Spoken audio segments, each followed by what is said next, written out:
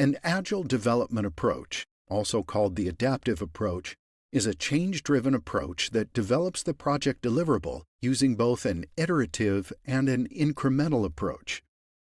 This can translate to adding features to the project deliverable incrementally in each successive iteration until the optimal deliverable is created. Note the first principle in the Agile Manifesto. Our highest priority is to satisfy the customer through early and continuous delivery of valuable software. The key words here are early and continuous delivery. Combining iterative and incremental approaches results in early and continuous value realization. In the iterative approach, the deliverable is gradually improved with each successive iteration until the deliverable or its features actually work. In other words, each iteration does not need to result in a usable or potentially releasable increment in the iterative development approach. On the other hand, in the incremental development approach, the deliverable is built incrementally, typically from a usable smaller portion to the final deliverable. If we look at an Agile framework, let's say Scrum, we see it combines the benefits of both the iterative and the incremental approaches. In the Scrum framework, all the work is performed in successive iterations, and every iteration creates a new increment ready for customer use. Each increment becomes a mini project on its own that should be 100% complete and usable at the end of each iteration. In the Scrum framework, the iterations are referred to as sprints. A sprint is a short, time-boxed iteration of 1 month or less where ideas are turned into a usable and potentially releasable increment. Time-boxing refers to allocating a fixed period of time for completing work, and this fixed period of time allocated to complete work is referred to as the time box. To illustrate a project using the Scrum framework, consider an accounting software development project. To emphasize the iterative nature of Agile projects, we will use the term iteration over sprint in this example. Let's say the accounting software currently has a basic subscription plan, and the project team wants to release a professional plan with the addition of 6 new features. In this scenario, the project team will perform 3 iterations and add 2 new features in each iteration as a new product increment. At the end of the 3rd iteration, the professional version of the software will be released to the customers. Note that the outcome of each iteration should be a usable and potentially releasable feature or features in order to be considered a new product increment in the Scrum framework. This does not mean that all new features created in the iteration should actually be released to the customers at the end of every iteration. This is a business decision. However, the resulting work of an iteration should be usable and potentially releasable. Note how this approach is aligned with the 3rd principle of the Agile Manifesto. Deliver working software frequently, from a couple of weeks to a couple of months, with a preference to the shorter timescale. This principle emphasizes delivering working software, which is possible by creating usable increments at the end of each iteration.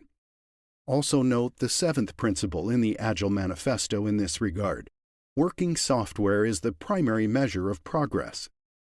The Agile development approach is change-driven and highly adaptive in nature. Note the 2nd principle in the Agile Manifesto. Welcome changing requirements, even late in development. Agile processes harness change for the customer's competitive advantage. Even though many features may be planned to be added to the project deliverable, this does not mean that all of them will actually be added in the Agile way. A feature that is planned to be completed in the next iteration may easily be canceled or modified based on the feedback received from the customers or sponsors. Additionally, planned features are continuously reprioritized to ensure that work with the highest priority is always completed first. Note the 4th value defined in the Agile Manifesto: responding to change over following a plan. The goal in Agile is to successfully evolve the deliverable according to changes in the project environment, market conditions, customer needs, or other factors by maximizing the value created. For that reason, and unlike projects using the predictive approach, Agile projects are not bureaucratic and do not follow strict plans. As future work is subject to change, the plans, schedule, and costs are also. The project team, also called the Agile team, and the key stakeholders should always have a good understanding of the current state of the project deliverable and should collaborate on what to do in future iterations to determine the project's direction. Because of the change-driven nature of Agile projects, only the work planned to be completed in a near-term iteration should be detailed. The scope and requirements of future work are not detailed, as they may be changed or even canceled as the project progresses. Using both an iterative and an incremental approach maximizes opportunities for feedback and reduces risk. By delivering results in small but frequent steps, the Agile team can receive feedback every step of the way and proceed accordingly. For this reason, collaboration between Agile team members and key stakeholders becomes key for the Agile project's success. Early and continuous feedback avoids costly mistakes and delays and increases the performance of the project team. In this regard, note the first and third values and the fourth and sixth principles in the Agile Manifesto as follows: individuals and interactions over processes and tools, customer collaboration over contract negotiation, business people and developers must work together daily throughout the project, and the most efficient and effective method of conveying information to and within a development team is face-to-face conversation.